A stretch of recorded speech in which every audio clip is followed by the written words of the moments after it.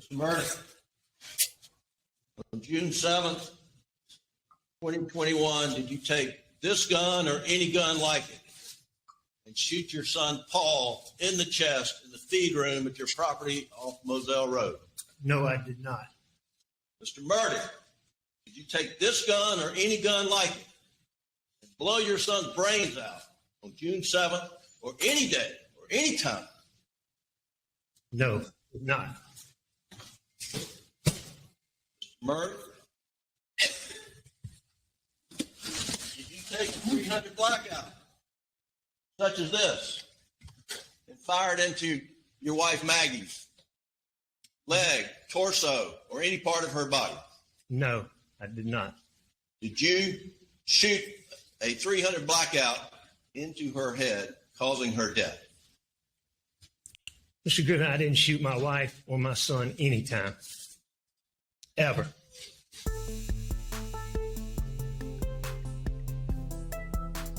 Alex Murdaugh testified for 2 days. Ben, what was your general takeaway of the direct examination?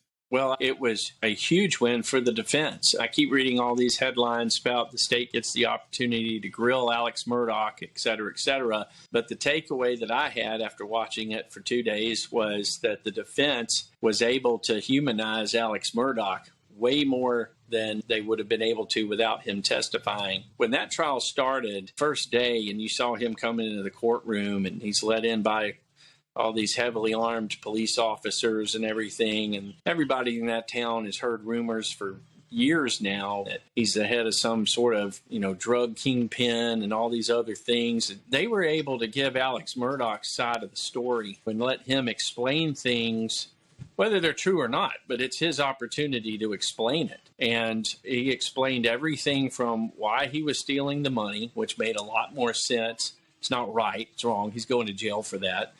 But you could see why it was happening. It wasn't because he was funding a multi-million-dollar drug operation. He basically was just in way over his head on properties and needed to pay people hundreds of thousands of dollars for these millions of dollars in loans that he had outstanding. And he was repeatedly robbing Peter to pay Paul and was just in this cycle of always having to borrow money and then borrow someone else's money. And ultimately, he started stealing from his clients.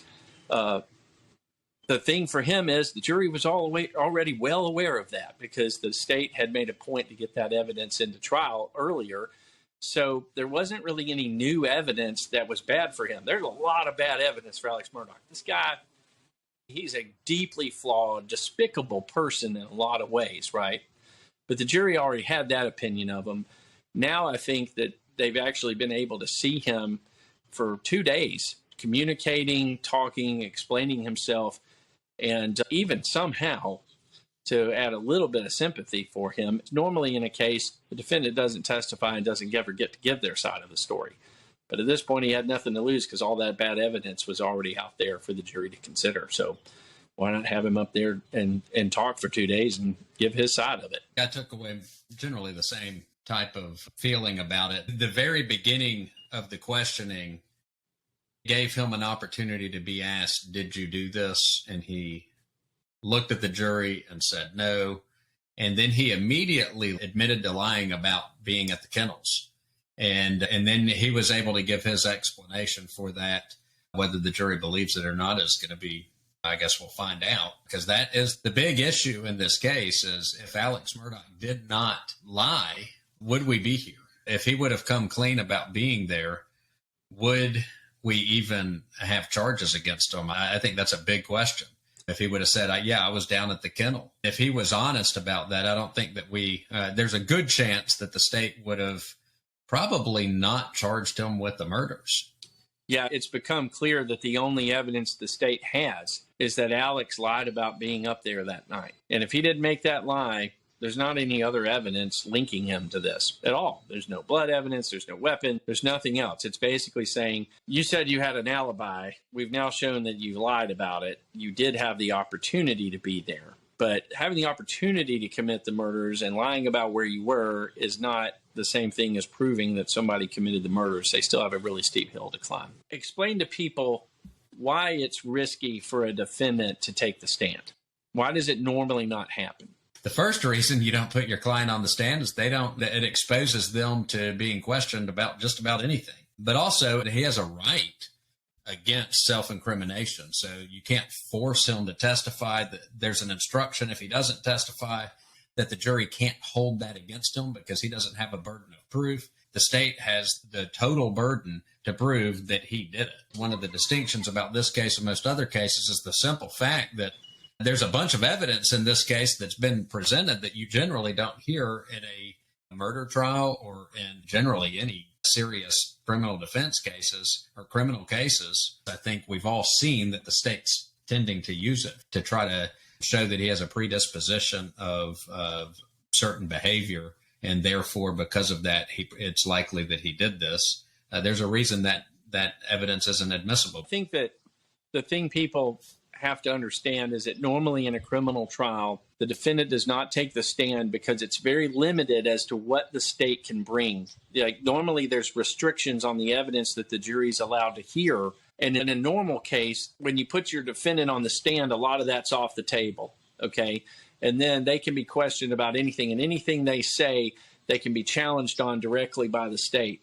And so normally you only have like the defendant's prior statements that can really be attacked, but you're really limited as to the type of evidence that can come in. When the defendant takes a stand, it's like the Wild West. Anything potentially can come in a lot of times. There are restrictions, but they're much looser. In this case, because the state was able to make other arguments why this evidence should already come in, the Mallory Beach stuff, the suicide attempt after the murders, all of these things that the defense was saying this shouldn't be allowed, this shouldn't be allowed, the state was able to get it in anyway.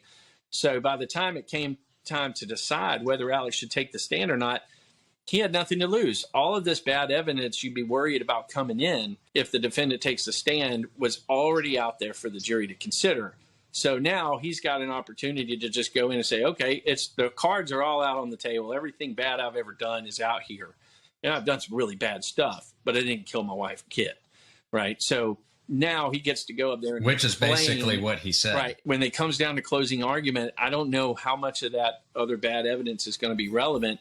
And now the defense has had the opportunity to say, look, he admits that he's a liar. He admits that he stole. He admits all this other conduct. But he did not kill these people. He's telling you he did not kill them, and the state has no evidence that he killed them. The state's only evidence is they can show he lied when he talked to the cops that night and continued to lie when they talked to him later about a few particulars about where he was that night, right? And as you'll see in our video about the state's cross, you'll see that they beat that horse beyond death.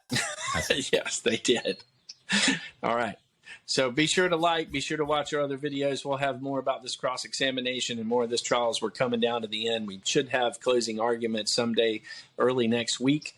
So stay tuned. Be sure to subscribe. Be sure to like us. And check out our previous videos on this trial. There's plenty.